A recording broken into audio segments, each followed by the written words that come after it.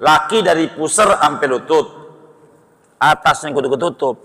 Itu yang pakai baju kemeja, yang dalamnya nggak pakai apa, kaos. Waktu ruku pusarnya kelihatan, tuh namanya batal sholatnya. Makanya yang pakai baju kemeja tuh kalau sholat, kalau nggak pakai kaos dalam, tolong atasnya tuh kudu kancingin.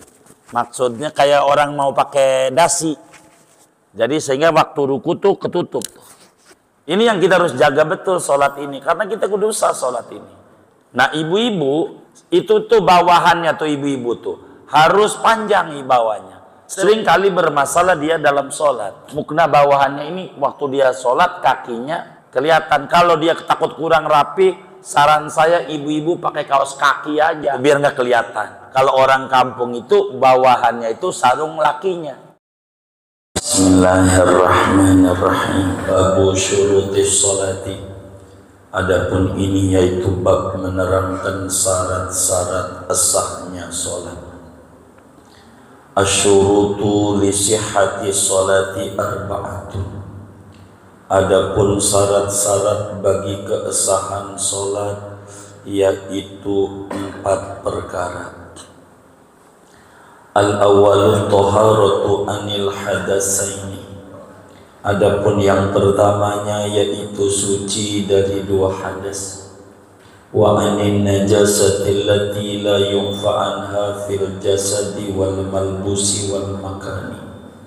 Dan suci dari najis yang tidak dimaafkan daripadanya pada badan, pakaian dan tempat sholat. Wasani satrul aurati. Adapun syarat yang kedua yaitu menutup aurat. Min a'lal badani wa jawanibihi. Dari bagian atas badan dan samping-samping badan. Lil qadiri alaihi. Bagi orang yang mampu atas menutup aurat. Walau shalla fi dhulmati munfaridan anin nasi. Sekalipun sholat oleh seseorang pada kegelapan padahal menyendiri jauh dari manusia. Wa auratul dzakari wal amati fi sholati ma baina surrati war rukbati. Lakin yajibu alaihi ma satrul surrati war rukbati ayat. Adapun auratnya orang laki-laki dan budak perempuan ketika sholat, yaitu barang yang antara pusat dan lutut, akan tetapi wajib atas keduanya menutup pusat dan lutut pula. Wa auratul khurratil kamilati jami'u badaniha. Adapun aurat perempuan merdeka yang sempurna yaitu seluruh badannya, ilal wajha wal kafaini, kecuali wajah dan 2 telapak tangan. Wa man ajaza an satri auratihi fi sholati sholla ariyan wala i'adata alaihi. Barang siapa lemah ia dari menutup auratnya ketika sholat, maka sholat ia padahal telanjang dan tidak mengulang sholat, yaitu wajib atas dia. Wallahu a'lam bishawab. Segini. Saudara-saudara sekalian yang mulia, perlu diketahui bahwa sholat itu hukumnya wajib. Tapi daripada sholat ini, baik sholat wajib maupun sholat sunat, ada syarat-syarat dan ada rukun-rukun yang harus terpenuhi sama kita. Tidak boleh asal nunggang-nungging saja dalam sholat. Ada aturan-aturan. Sehingga malam hari ini kita akan mengkaji tentang syarat sholat. Tapi syarat sholat itu ada 2. Ada syarat wajib sholat, ada syarat sah sholat. Syarat wajib sholat tuh maknanya siapa-siapa yang diwajibkan sholat. 4 kemarin udah kelewat. muslim, berakal, baligh, suci dari haid dan nifas. Ini namanya syarat wajib sholat. Ada 4. Dan malam hari ini kita akan mengkaji tentang syarat sah sholat. Apa itu syarat? Syarat itu ma yalzamu min adamihil adamu wala yalzamu min wujudihi wujudun. Yang namanya syarat itu sesuatu yang melazimkan kalau tidak ada sesuatu itu tidak adanya sesuatu yang lain, dan tidak mesti dari adanya oleh adanya sesuatu yang lain. Biar gampang, apa itu syarat?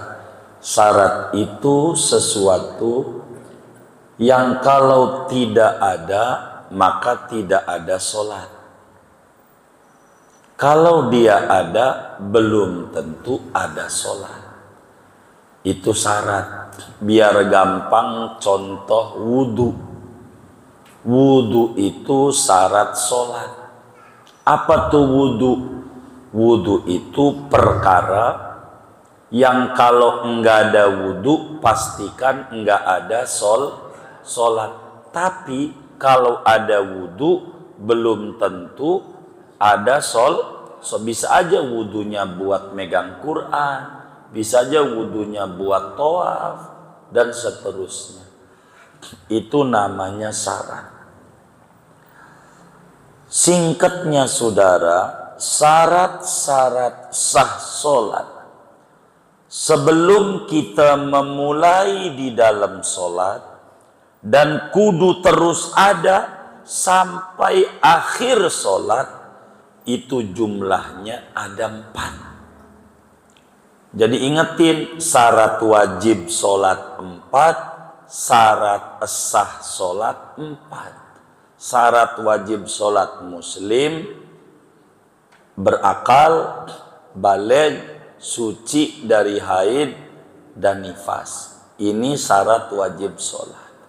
Nah, kita mau ngomongin syarat sah sholat. Jumlahnya menurut kitab kita ada 4. Ada 4 syarat sah sholat.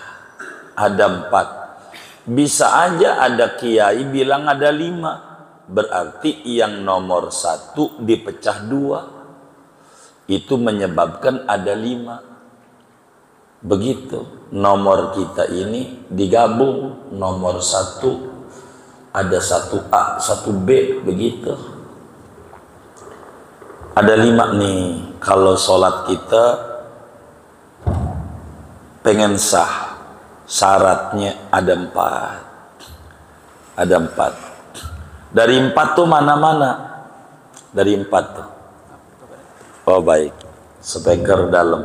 Baik. Iya baik. Kurang kedengeran ibu-ibunya ya? Iya, ngomong dong. Jangan diem aja. Begitu. Nggak kedengeran kalau sampai keluar. Yang ngaji yang di rumah katanya. Oke. Udah kedengeran, Bu? Baik. Saya ulang. Syarat sholat itu perkara yang kudu ada sebelum sholat sampai berakhirnya sholat. Kudu ada. Dari sebelum dan selagi. Itu syarat. Sebelum dan selagi. Sebelum sholat kudu ada. Begitu tuh. Terus aja. Selagi sholat juga. Selagi sholat juga kudu ada. Sampai salam. Ini namanya disebut syarat. Syarat. Jumlahnya syarat sholat ini jumlahnya ada 4. Ada 4. Yang pertama,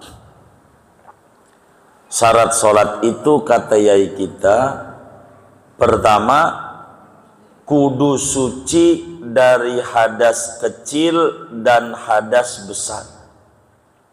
Kudu suci. Kudu suci dari hadas kecil dan hadas besar. Kecuali orang sholat di pesawat, namanya faqidut tahuren, orang yang ketiadaan dua alat bersuci. Saudara mau umroh nih, umroh begitu di pesawat. Kalau di pesawat itu kita sholat mau wudu orang 450 kira-kira wudu di pesawat. Kira-kira nyampe ke Ka'bah apa pulang ke rahmat Rabbul Ka'bah kira-kira? Hah? Meledak nggak kira-kira tuh? Hah? Iya, meledak kapalnya kalau wudu orang 450. Nggak bisa kalau wudu. Berarti tayamum. Tayamum tuh kudu pakai debu. Di ruangan ber-AC ora ada debu. Kagak ada. Berarti wudu enggak, tayamum enggak, namanya orang kayak begitu faqidut tahuren, ketiadaan dua alat bersuci. Wudu enggak bisa, tayamum enggak bisa. Bagaimana nih? Yang ini mau nih keluar nih. Maka orang kayak begini wajib sholat, namanya menghormati waktu. Namanya sholat menghormati waktu. Nama sholatnya. Tapi sholatnya biasa. Sebisa dia. Umpamanya kayak gini nih. Duduk di kursi pesawat. Duduk. Ya gini aja. Sholli fardhu dhuhri arba raka'atin mustaqbil qiblatin. Ini dohor. Gitu umpamanya kan. Mustaqbil qiblatin ta'ala Allahu Akbar. Biasa deh kita Amudu baca Fatihah dan amin, baca surat danggap de kuliah, lakum de kuliah Allahu Akbar ruku. Subhanallah azim biasa sami Allah. Sujudnya sebisa dia begini lagi. Subhanallah ala duduk, sujud lagi, Allah Akbar lagi, sampai salam. Ini namanya sholat menghormati waktu. Ini nih sholat menghormati waktu itu apa sih? Sholat-sholatan, biar gampang. Sholat-sholatan. Ini fungsinya untuk apa? Sholat ini nggak sah sholatnya, iya nggak sah. Artinya nggak satu. Nanti kalau udah turun dari pesawat kudu diulang. Jadi sholat ini untuk apa? Ya menghormati waktu sholat. Karena ada dohor kita kudu sholat. Fungsinya untuk apa? Jaga-jaga. Kalau nanti pesawat itu ternyata nggak bisa landing, nggak bisa mendarat, meledak, kita udah sholat, tidak su'ul khotimah, tidak mati su'ul, wong kita udah sholat sebisa kita. Begitu tujuannya. Itu namanya sholat menghormati waktu. Ini mau nih enggak disaratin kudu punya wudhu segala macem nih. Lagi juga sholatnya enggak jelas ngadepnya. Ngadep mana? Orang dari Arab mau pulang ke Indonesia, belakang ke kiblat. Jadi ini mau sholat-sholatan. Itu mah tuh.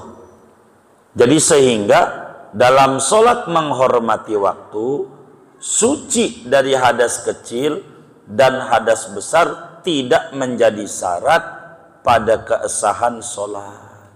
Tidak. Begitu. Yang kayak begitu. Secara umum syarat sholat kudu suci dari hadas kecil, kudu suci dari hadas besar. Begitu. Kudu suci dari hadas besar.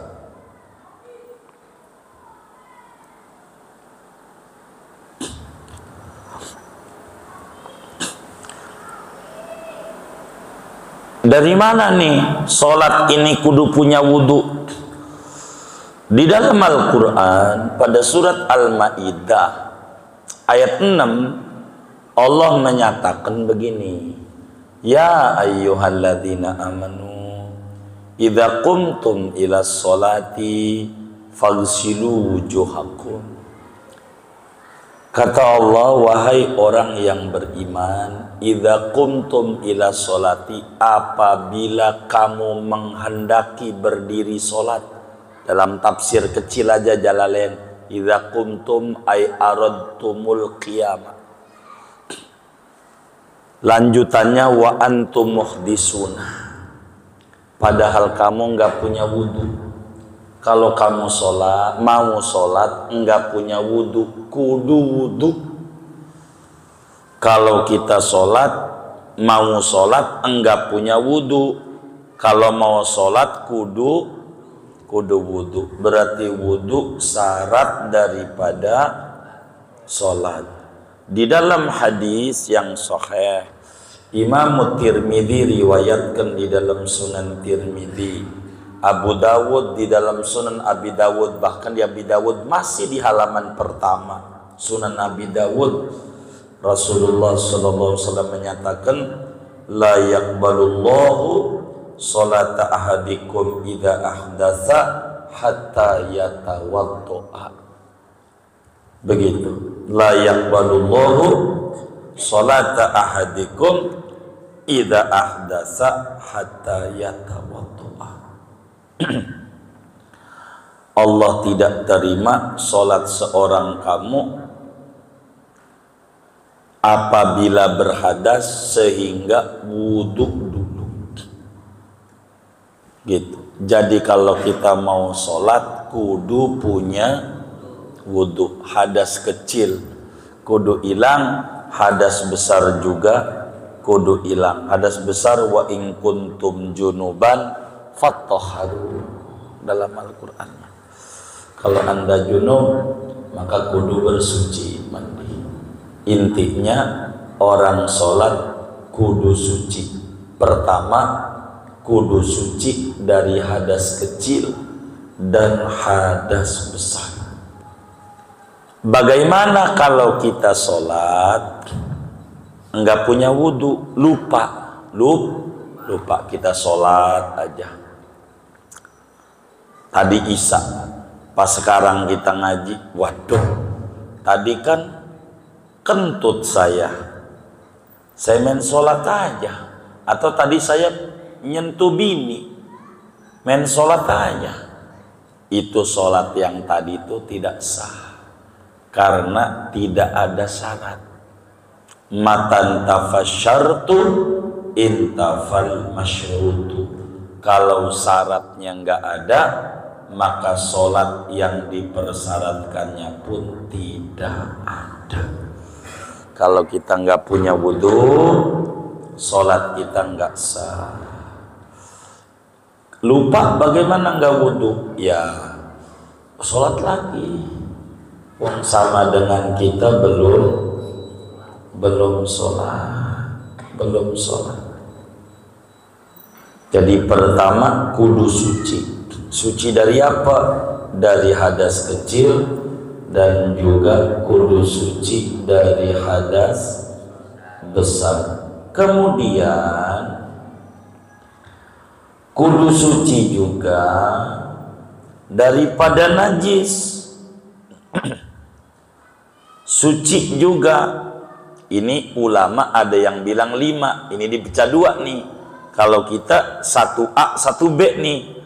1A suci dari hadas kecil, suci dari hadas besar. 1B-nya sucinya badan, sucinya pakaian, sucinya tempat sholat daripada najis yang tidak dimaafkan.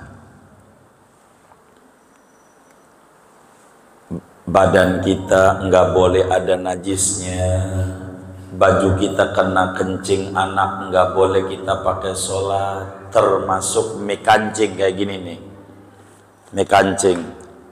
Kita sholat, ininya kena bangkai tikus atau kena tai tikus, kita gantungin begini, enggak jadi juga. Yang kita bawa enggak sah kalau ada najisnya. Tapi ingat, najis yang tidak dimaafkan. Ada najis yang dimaafkan seperti bisul meletus lagi sholat. Orang bisulan, tahu bisul enggak? Kata orang dulu bisul tuh tanda mau kaya gitu. Makanya ketika meringis merempeng mau nangis, jangan, ente mau kaya. Jadi mau nangis juga nggak jadi, takut jadi miskin. Udah nyata dia miskin, dia kagak nangis gitu, takut kagak jadi kaya. Padahal dia, bahasa orang dulu tuh bersayap. Ditanya dong, kaya apa mak? Ya kayak bisul lah gitu. Bisul tuh kalau matanya belum kena tumbuh lagi. Saya kira kayak duit, ya kagak lah, dari mana bisul kayak duit. Cuman bahasanya cakep orang dulu. Jadi 1B kudu suci dari najis. Apanya? 3, pakaiannya, badannya, tempat sholatnya. Tempat diri kita tuh jangan sampai ada najis. Tempat diri kita, kalau ada najis nggak boleh. Saya minta sendal dah, buat contoh sendal dong, biar sekalian saya ngajar. Sendal apa aja, cepit kalau ada mah, cepit. Tuh kan ada dus tuh, dusnya coba diambil 1 buat injekan sendalnya. Tuh ada dus aqua tuh kan ada belakangnya tuh yang kosong. Iya tuh. Iya betul tuh. Iya. Dusnya dilipat aja tuh Bang Haji buat saya ngajar. Sini biar ngerti. Iya, nggak apa-apa 2. Sini. Mumpung lagi ngaji. Iya belakangnya tuh ya. Buat injakan saya biar paham. Iya, taruh di bawah. Nah, begini saudara, kan kita sholat jenazah di kubur. Nih jangan sampai enggak nih, kalau ada orang nih wafat di Karangtengah, kita belum nyolatin di masjid, udah digotong bawa pulang. Oh udah selesai, ya udahlah, jangan rugi. Kalaupun udah selesai, kita jangan sampai enggak nyolatin. Wong nyolatin tuh ganjarannya segede gunung Uhud. Lumayan kita orang yang butuh ganjaran. Jadi sesudah dikubur selesai, udah rapi nih dikubur, kita bilang sama yang itu gali, bentar bang, jangan ditalkin dulu, saya mau nyolatin dulu. Sholatin, kitanya pakai sepatu atau pakai sendal dulu dah. Ini pakai sendal. Tuh di bawahnya ada tai ayamnya, di bawahnya ada tai ayam, di bawahnya ada tai ayam. Nih kalau pakainya begini, sholatnya nggak sah. Sholat jenazahnya begini nih, nggak sah. Allahu Akbar. Namanya kita membawa jadi bagaimana? Nih, begitu tuh. Paham kan? Diinjak sepatunya atasnya. Baru sholat. Ini jenazah nih, kiblat. Allahu Akbar. Sampai salam. Udah pernah belum kayak begitu tuh? Innalillahi wa inna ilaihi raji'un. Jangan sampai nggak nyolatin. Ini saudara lagi pergi ke Jawa, tetangganya di Karangtengah meninggal, belum nyolatin, datang ke kuburannya, nyolatin, ganjaran gede. Begitu. Nah, cuman pakainya begini nih. Namanya kita enggak nanggung najis. Di bawah sendalnya ada najisnya. Kalau begini enggak sah. Namanya kita bawa najis. Tapi kalau begini enggak. Tuh. Jadi sepatunya dicopot gitu. Paham kan maksud saya? Nah, sholat ya saudara. Biasa tuh sholat jenazah normal. Sholli alal jenazah 3 macam Allahu Akbar, baca Fatihah, Allahu Akbar, semuanya sampai salam. Tuh begitu, jangan enggak. Nah, cuman yang saya mau maksud nih, sendalnya diginiin nih. Kalau sendalnya dipakai, dia belum ngaji riyad, malam apa? Malam rebo, Selasa malam. Begitu, jangan dipakai. Copot. Tapi dia sorbannya panjang, usran, nggak bisa, kudu begini. Kalau ada najisnya, begitu. Ada najisnya, paham ya? Tuh gitu, cara makainya. Biar kitanya benar. Nggak apa-apa, ntar habis ngaji juga digeser, nggak apa-apa. Begitu. Ngaji. Saya tuh kalau ngajar nggak puas kalau nggak contoh saya. Gitu. Nggak. Jadi nggak bisa, harus praktek. Karena bakalnya dipraktekin masalahnya. Biar prakteknya kita benar. Kalau ada najis nggak bisa. Baik badan maupun pakaian maupun tempat sholat, kalau ada najis sholatnya tidak sah, begitu. Dari mana dalilnya bahwa kita orang sholat itu kudu suci? Pakaian, badan, tempat. Dalam surat Muddatsir Allah subhanahu wa ta'ala berfirman, wasiyabaka fatahhir, pakaianmu sucikanlah. Jadi kita kudu memakai pakaian yang suci. Begitu, kudu memakai pakaian yang suci. Bukan pakaian doang, badannya, tempatnya kudu suci. Pertanyaannya begini saudara, bagaimana kita lagi sholat kejatuhan tai burung? Malumlah sholatnya di kebun, atau kelelawar, atau cicak lagi sholat. Bagaimana tuh? Dilihat, kalau kering disingkabin. Tahu disingkabin? Di apa namanya? Digebrik katanya. Ya kita ngikutin bahasa Karang Tengah dah. Digebrik. Kalau kering, kalau buru-buru digebrik, sah sholatnya. Kalau didiemin, berarti nanggung najis, enggak sah sholat kita. Pikirin tuh, enggak sah sholat kita. Kalau kayak begitu, kalau ada najisnya. Bagaimana anak kita gendong kita lagi sholat, ya ada najisnya enggak, dia kencing, ada, enggak sah, kita berarti nanggung najis. Makanya bocah tuh suruh di belakang. Itu Nabi ngegendong. Iya, kalau Nabi ngegendong cucunya, karena anaknya Nabi ngaji, Siti Fatimah. Kalau cebok dicebokin, sunat aja umur 7 hari. Disunatnya Hasan Husain umur 7 hari. Lah anak kita udah SMA baru sunat, sampai waktu dipegang dokternya ngelawan. Apa ya? Udah lot, ya lot tuh katanya tuh. Nah kan kita harus utuh kalau nyontoh, begitu maksud saya. Kalau Siti Fatimah sunat umur 7 hari sunatnya, udah ngaji. Kalau kencing celananya dicopot anaknya, enggak kencing di celana, dicebokin, habis cebok pakai celana lagi. Anaknya umur 3-4 tahun.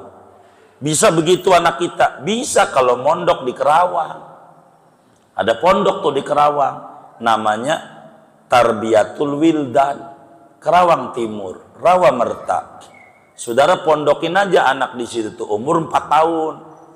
Mulai mondok, baru 3 bulan juga udah bisa kencing.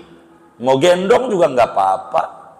Orang mau kencing nggak mau kalau celananya nggak dicopot, sempaknya dicopot, kudu telanjang bulat. Sampai mohon maaf nih, sampai begini-begini dia kalau cebok. Bocah umur 3 tahun cebok, sampai bersih banget. Baru habis itu wudhu, pakai lagi celananya. Anak kita kayak begitu enggak tuh? Begitu yang pergi ke masjid tuh, ini kan jadi masalah gitu. Jadi jangan separoh, nyontohnya jangan separoh, kudu utuh gitu. Kudu utuh. Kalau nggak utuh nggak bisa. Kalau nggak utuh, contoh Imam Ali wafat, maka yang jadi khalifah Sayyidina Hasan. anaknya. Boleh anaknya nerusin baba, tapi kan itu mau pinter anaknya ya. Ini mau agak pinter nerusin baba. Jadi ribut di negaranya, diribut. Begitu yang kayak gitu. Jangan dicatat. Begitu. Jadi kalau nyontoh tuh utuh, jangan separuh-separuh. Kalau separuh nggak bisa. Kalau nyontoh tuh kudu utuh. Makanya nggak boleh tuh ustadz dulunya mantan preman didongengin, jangan. Nggak bener. Nih kita dulunya ya Allah mabok-mabokan 5 kerat, 10 kerat. Sekarang sih kita jadi penceramah nih. Jangan kita dongeng, dulu sih saya umur 22 saya mabok. Tuh udah bakal nyontoh. Nyontoh apanya? Maboknya, benernya kagak. Jangan diceritain yang kayak begitu, jangan. Nggak boleh yang kayak begitu, kecuali diceritain kasus agama lain, boleh. Kayak Sayyidina Umar bin Khattab, dulu saya sebelum masuk Islam bunuh anak saya yang perempuan sebelum kenal Islam. Tuh, itu lain cerita. Itu agama sebelumnya dia nggak paham tentang perempuan itu mulia. Ini kan lain. Nanti orang lebih gampang nyontoh yang kagak bener. Yang kagak bener jangan dongengin. Dulu saya nyolong, tuh jangan didongengin walaupun kita nyolong juga. Begitu. Ntar ada yang nyontoh nyolongnya. Ustadz itu dulu nyolong sebelum jadi ustadz. Saya nyolong dulu udah biar jadi ustadznya, kagak ada rumusnya. Begitu. Gitu, kagak ada. Nggak boleh begitu dalam beragama, salah. Bagaimana kalau kita sholat ada najis ditiker? Nih mohon maaf saya mau contoh aja dah. Yang nggak boleh tuh di tempat sholat najis nih. Kalau nggak kena kita nggak apa-apa. Saya contoh biar gampang. Ini najis nih, ini najis, tuh najis. Bergampang aja. Tayam, kita sholat nih. Ya, tadi sih kurang perhatiin kita. Ada tayam, nggak apa-apa. Kita sholat nih. Yang penting kita jangan nyentuh. Umpamanya tuh, kan nggak nyentuh, nggak apa-apa. Makruh doang. Hah? Enggak tempat. Tempat yang mau ditempelin kita maksudnya. Apanya? Enggak. Tempat yang diinjak kita, tempat yang dikenain tangan kita, jidat kita. Itu maksudnya tempat, Bang.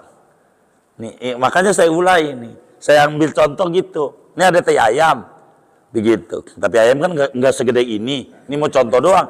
Harus saya ambil kertas repot sayanya. Apa? Enggak. Iya, kecuali kencing di seluruhnya, bab lain. Artinya najis ini di mana adanya?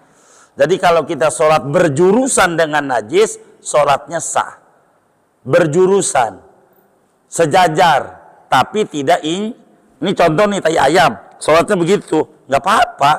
Ntar kedudukan ya baru bakal bermasalah, geser aja dianya, begitu. Gitu. Kalau nggak boleh bakal repot. Bapak sholatnya di ranjang, ranjangnya di kakinya dibagi tikus, nyetrum. Enggak, agama tuh enggak kayak gitu, enggak apa-apa. Di kaki ranjangnya ada najisnya, enggak apa-apa, saja. Begitu maknanya. Jadi kalau kecuali sejadahnya kita nggak tahu, pokoknya najis semuanya. Kalau najisnya pojok kandongnya, pojoknya aja yang dicuci, jangan seluruhnya biar nggak repot. Begitu. Sehingga kita kudu memahami tentang najis ini. Bagaimana kalau kita punya baju dua, yang satu najis, yang satu enggak, cuma kita lupa yang mana nih yang kena kencing bocah. Ya kalau begitu ijtihad saja, kayaknya yang ini dah, tapi ragu, udah nggak usah pakai dua-duanya, cuci aja, begitu. Tapi agama nyuruh ijtihad. Kalau sampai terjadi kita ragu di dalam sesuatu, itu satu. Jadi pertama, syarat sholat kudu suci dari hadas kecil, hadas besar, juga kudu suci dari najis yang tidak dimaafin, badannya, pakaiannya, ame tempat sholatnya. Dua, orang sholat kudu menutup aurat. Kudu menutup aurat. Sholat tuh. Kedua, syarat sholat kudu menutup aurat. Dari mana yang wajib ditutup? Ingat ini, yang wajib ditutup atas sama samping. Yang wajib ditutup atas sama samping. Bawah enggak. Ada atas, ada samping, ada bawah. Yang wajib ditutup atas dan samping. Tahu enggak samping tuh? Sisi, iya sisi. Atas tuh begini. Ini biar gampang kita ngomongin aurat dulu. Laki dari pusar sampai lutut. Atasnya kudu ketutup. Itu yang pakai baju kemeja. Baju kemeja yang dalamnya nggak pakai apa? Kaos. Dalamnya nggak ada kaos. Waktu ruku pusarnya kelihatan. Tuh namanya batal sholatnya. Waktu ruku. Makanya yang pakai baju kemeja tuh kalau sholat kalau nggak pakai kaos dalam, tolong atasnya nih. Kan ada yang kayak gininya nih. Iya. Atasnya tuh kudu kancingin. Maksudnya kayak orang mau pakai dasi. Jadi sehingga waktu ruku tuh ketutup. Gitu. Atas sama samping. Ini samping namanya. Kita pakai celana. Celananya bolong. Diganjel aja. Diganjel kalau bolong. Pakai apa kayak bolongnya segede apa? Segede korek. Kasih aja pentol korek. Tempelin biar rapet. Sah sholatnya. Paham nggak maksud saya? Begitu. Kalau bawah enggak. Ente sholat nih, nggak pakai celana dalam, nggak apa-apa. Sholatnya di joglo, tahu nggak joglo? Orang Sunda tuh di atas, begitu. Kan dari bambu. Itu orang dari kolong, kelihatan. Ya Allah tuh burung. Kata orang di bawah nih, itu sholatnya tetap. Kenapa? Kenapa? Kan kelihatan. Kenapa? Dari bawah. Yang wajib ditutup atas dan samping bawah enggak. Kalau ngelihatnya dari bawah enggak apa-apa. Ada orang sholat di implo sama orang kelihatan burungnya. Loh, enggak apa-apa. Enggak perlu saudara pakai celana dalam, enggak perlu. Gitu artinya enggak perlu tuh enggak disaratin sholat kudu pakai celana dalam, enggak apa-apa telanjang. Begitu. Ibu-ibu segala macam boleh biar ada adem serimin. Betul nggak? Tuh begitu. Nggak apa-apa dia sholat sah. Begitu. Yang wajib ditutup ingat atas sama samping. Apa? Iya itu yang disebut samping tuh ya sisi tuh begitu maksudnya. Iya gitu. Samping tuh maksudnya begitu. Sekeliling dah. Kalau ngomong samping takut salah paham mah sekeliling. Gitu, tapi bawah enggak gitu. Atas sama sekeliling. Gitu, sama sekeliling. Itu wajib ditutup.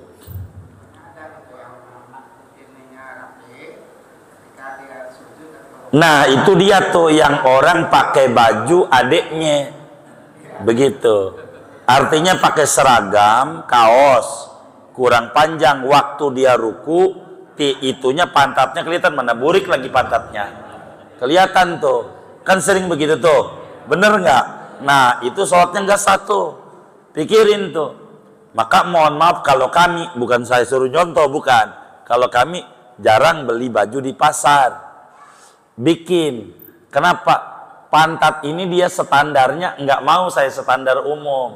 Saya pengen bajunya ngelewatin pantat supaya kalau sujud itu masih tetap di bawah. Kalau ruku, begitu. Kalau ruku tuh begitu. Karena ngejaga sholat ini nih. Baik. Iya boleh pakai celana panjang nggak apa-apa. Gitu. Enggak, bukan celana panjangnya Pak. Tapi bajunya kurang panjang. Bajunya. Iya bajunya yang rada panjangan gitu maksudnya. Silakan aja walaupun pakai celana panjang nggak apa-apa. Sebab kalau pakai sarung juga kalau pakai bajunya kurang bawah mah bermasalah juga masalahnya. Bermasalah juga. Ini yang kita harus jaga betul sholat ini karena kita kudu sah sholat ini. aurat kudu ditutup. Nah ibu-ibu, nih nanti kita ngomongin ibu-ibu nih, itu tuh bawahannya tuh ibu-ibu tuh harus panjang bawahnya, supaya waktu sholat tuh kakinya nih nggak kelihatan kakinya. Ibu-ibu ini bermasalah, sering kali bermasalah dia dalam sholat. Ibu-ibu nih, mukna bawahannya ini waktu dia sholat kakinya kelihatan. Kalau dia takut kurang rapi, saran saya ibu-ibu pakai kaos kaki aja, begitu biar nggak kelihatan. Kalau dia bingung mah, kalau nggak ada, biasanya kalau orang kampung itu bawahannya itu sarung lakinya, karena sarung perempuan mah pendek, sarung laki-laki itu panjang, begitu biasanya begitu. Buat bawahan nih ibu-ibu, jangan sampai ibu-ibu sholatnya udah bagus, bacaannya panjang, yasin sampai kelar, auratnya kelihatan, jadi masalah ini sholat kita ini. Nah ini yang harus dijaga betul di dalam aturan sholat nih, begitu. Harus ditutup. Pakai apa ditutupnya? Ditutup ini yang penting warna kulit nggak kelihatan, itu maksud nutup. Warna kulit nggak kelihatan, warna kulit. Walaupun pakai lumpur, mohon maaf nih, orang laki sholat pakai lumpur, tutupin lumpur. Orangnya putih, ditutupin, sah sholatnya. Tapi burungnya kelihatan, nggak apa-apa. Karena auratnya tertutup. Itu yang pakai bahasa modern celana legging, tahu nggak? Apa celana legging namanya? Apa? Legging? Oh iya, itu percis kayak kita tradisionalnya pakai semuanya kelihatan. Walaupun dia pakai celana, tapi warna kulitnya tertutup, sah dalam sholat dia. Karena tujuannya tertutup warna kulit. Tapi kalau pakai baju plastik, baju transparan, walaupun pakai baju, tapi kulitnya kelihatan, nggak cukup. Namanya tidak menutup. Begitu. Kudu kulitnya nggak kelihatan. Itu menutup tuh. Kulitnya kudu nggak dari pandangan normal. Begitu. Pandangan normal. Kudu nutup. Tapi ingat, yang diwajibin nutup nih kalau mampu. Kalau kita nggak punya mah, udah sholatnya sambil telanjang, sah sholatnya. Tapi jangan ke masjid ya, begitu, begitu. Iya dah, begitu. Iya, sah sih ke masjid juga, cuman jadi bahan tontonan orang aja, begitu. Apalagi mau ngimamin, jangan, begitu. Nggak usah. Ya habis juga gak punya. Kalau orang gak punya kan agama tidak maksa. Cuman kata kita zaman sekarang nih kebangetan kalau gak punya, kan kira-kira begitu. Tapi agama ini kan rahmatan lil alamin, karena ada aja orang bener-bener gak punya. Kan bisa dibagi. Oh iya, berarti punya berarti. Kalau begitu. Iya. Bagaimana kalau sholatnya gelap, lampunya dimatiin, kulit nggak kelihatan, gelap gulita, nggak sah juga, namanya nggak nutup, gitu. Bagaimana kalau sholatnya sendirian di kamar, telanjang bulat, kan nggak ada yang lihat, nggak nutup aurat. Jadi menutup aurat tuh dipahami, gitu. Jadi kudu ditutup sholatnya. Nggak ada siapa-siapa di kamar sendirian aja, tetap aja kalau sholat nggak sah kalau nggak ditutup auratnya. Kudu ditutup, walaupun gelap, begitu. Nggak ada yang kelihatan, tetap aja kudu ditutup. Intinya menutup aurat dari pandangan mata dengan catatan mampu. Walaupun sholatnya digelap, kalau enggak ditutup mah tidak sah. Walaupun sholatnya sendirian, kalau enggak ditutup tidak sah. Pakai apa penutupnya? Pakai pakaian yang tidak transparan, yang bisa menghalangi warna kulit kelihatan. Warna kulit. Tapi kalau kemudian warna kulit kelihatan mah tidak sah, seperti pakai plastik gitu. Tidak sah. Karena enggak dianggap menutup di dalam kita punya sholat. Begitu diatur. Dalilnya dari mana? Bahwa menutup aurat ini adalah syarat sah sholat.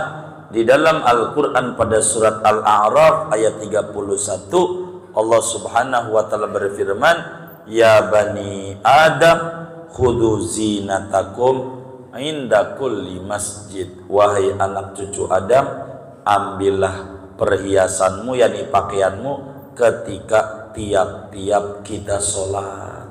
Kalau sholat diatur. Cuman masalahnya aurat ini mana? Manusia ada 3 dalam bab sholat.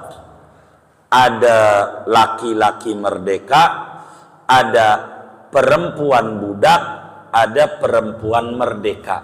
Tuh, ada 3 dalam bab sholat. Ngomongin aurat.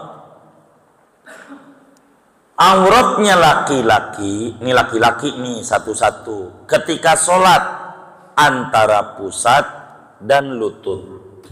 Ingat, ini bahasa Arab. Antara tuh mana kira-kira? Antara Kerawang dan Bekasi. Apa tuh maksudnya? Ya, dari Kerawang sampai Bekasi. Bukan antara pusat dan lutut. Titiknya itu namanya salah. Antara pusat dan lutut itu dari pusat sampai lutut. Bukan antara tuh tengah-tengah, bukan. Antara tuh di mana-mana juga tengah-tengah. Oh, nggak bisa.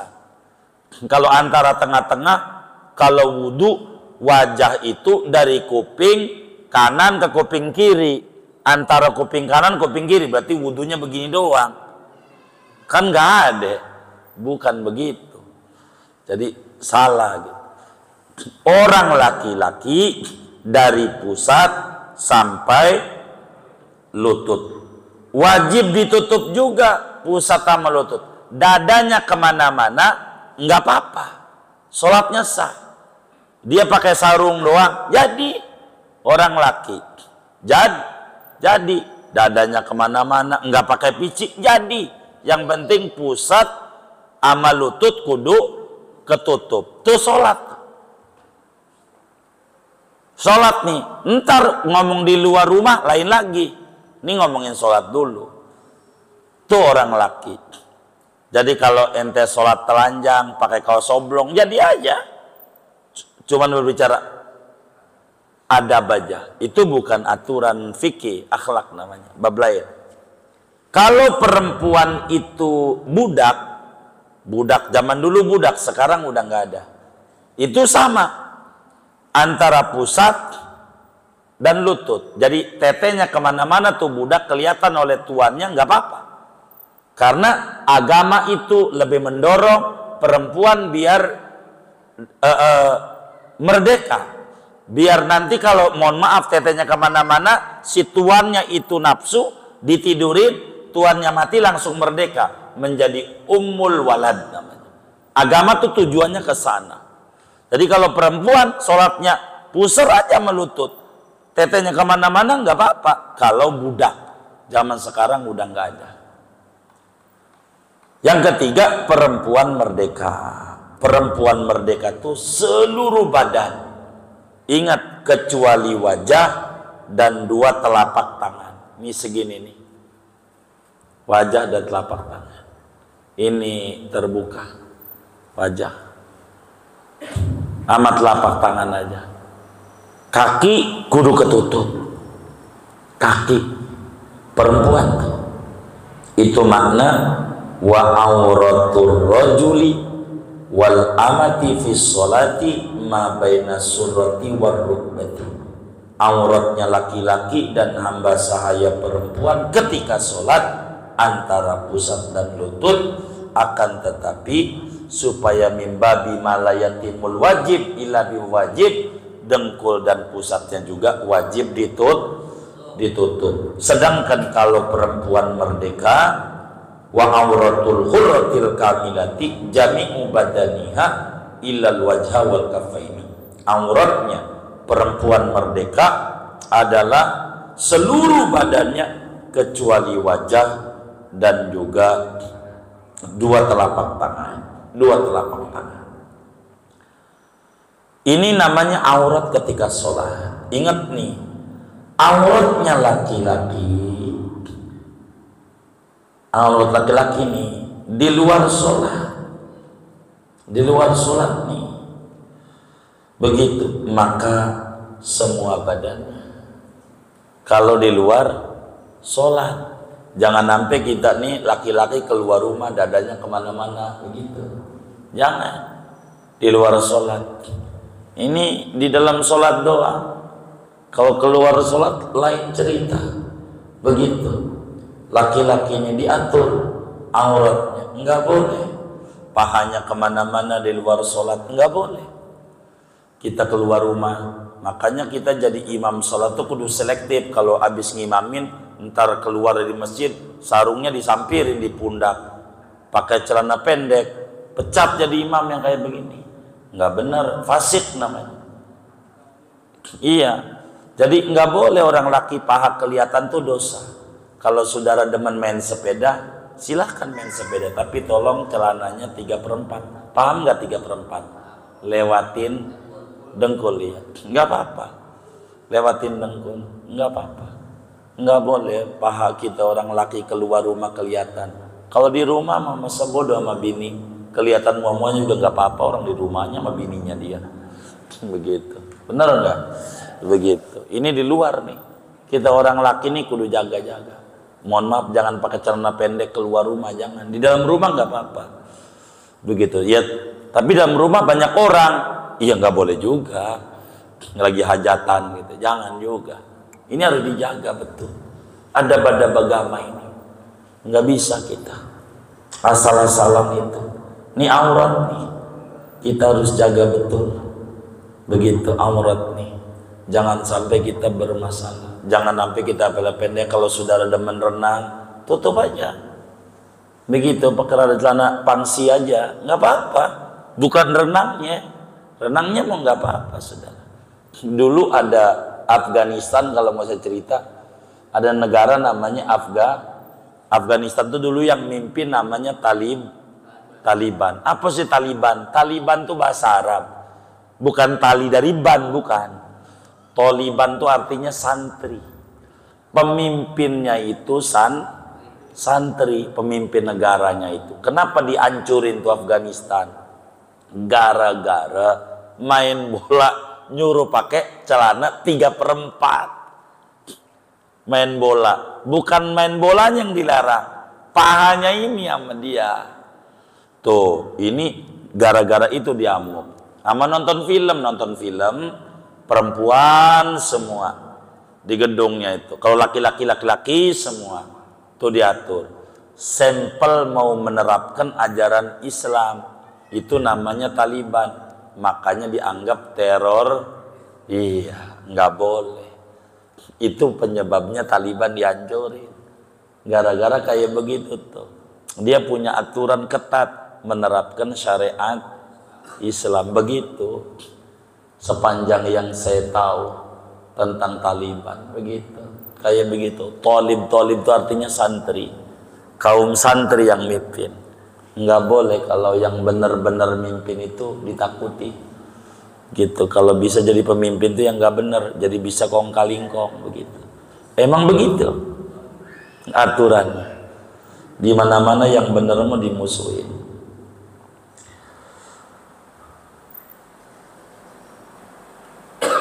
Jadi ini aurat, saudara. Batasan aurat muka perempuan. Oh, aurat perempuan. Batas aurat perempuan di dalam madzhab Syafi'i aslinya ya pakai cadar ke rumah. Tapi Imam Bajuri dan banyak ulama dipakai. Di dalam Hasyatul Bajuri itu aurat perempuan kayak aurat dalam sholat. Jadi segini aja udah cukup. Batasannya sampai kalau orang sholat. Oh iya, ada orang pakai jilbabnya disuruh ditempelin di sini, kagak bisa dia.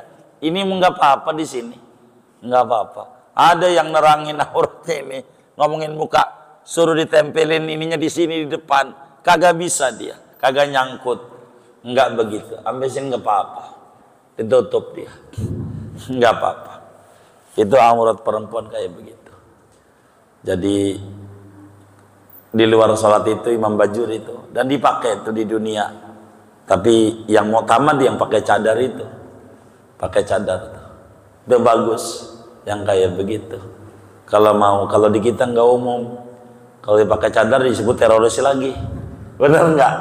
Iya, emang begitulah kalau Islam, kalau Islami banget jadi repot, gitu. Itu kayak begitu, begitu. Kalau Islami banget kita, jadi masalah. Itu begitu. Nah, karena kita negara Islam fobia, nah. Islam tapi sama Islam kurang suka, jadi masalah. Bagaimana kalau kita nggak punya pakaian? Ya sholat telanjang. Orang yang tidak mampu menutup aurat karena memang tidak ada sama sekali, maka sholatnya telanjang dan tidak perlu mengulang. Rukunya bagaimana? Normal, walaupun telanjang rukunya, sujudnya. Bagaimana nih kalau berjamaah? Merem dan merem. Sebaiknya jangan berjamaah deh kalau telanjang. Diri aja di rumah, nggak enak sama orang-orang. Begitu. Ya kayak gimana? Gitu. Udah di rumah aja. Begitu. Tapi boleh. Begitu. Agama kan tidak kaku. Begitu. Segini aja dah.